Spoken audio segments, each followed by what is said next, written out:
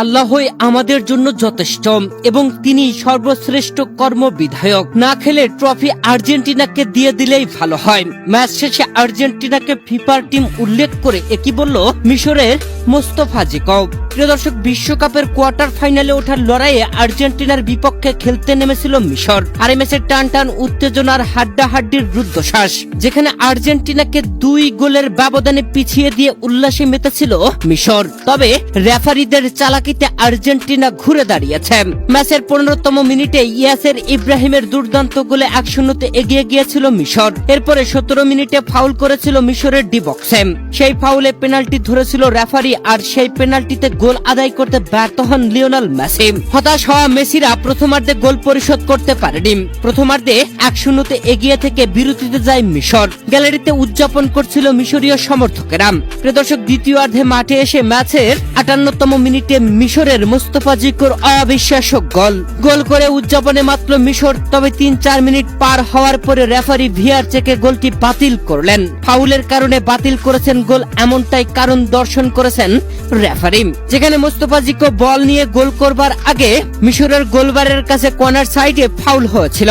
VR চেকে গোল বাতিলের পর হতাশ হয় মিশর। তবে ম্যাচের 67তম মিনিটে সেই হতাশা কাটিয়ে আবারও গোল, আর্জেন্টিনাকে 2-0 গোলের ব্যবধানে পিছিয়ে দেয় মিশর। যেখানে ম্যাচের 58তম মিনিটে গোল করা মোস্তফা জিকভর গোলটি বাতিল করলেও 67 মিনিটে আবারও গোল করেন মোস্তফা জিকভ। এ যেন জয়ের উল্লাসে উল্লসিত ছিল মিশর। তবে মিশরকে মুহূর্তের মধ্যেই কাঁদিয়ে বিদায় করে দিল আর্জেন্টিনা।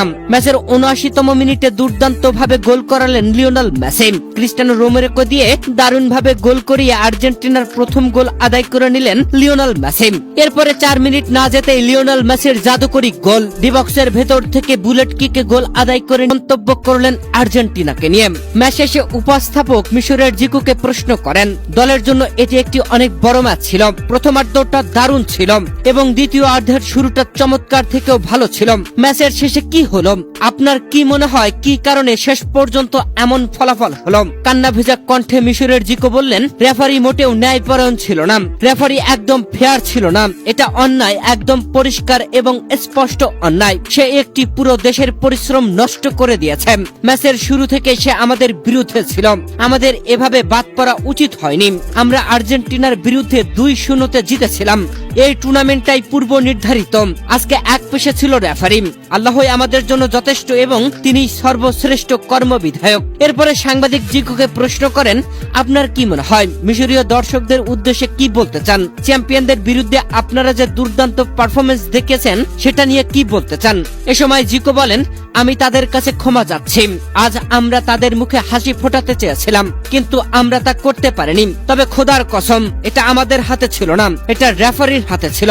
এই টুর্নামেন্টটা যে পূর্ব নির্ধারিত তা একদম পরিষ্কার। এরপরে সাংবাদিক জিকোকে প্রশ্ন করেন, মিশরীয় দর্শকরা ইতিমধ্যে আপনাদের নিয়ে অনেক আনন্দিত এবং গর্বিত।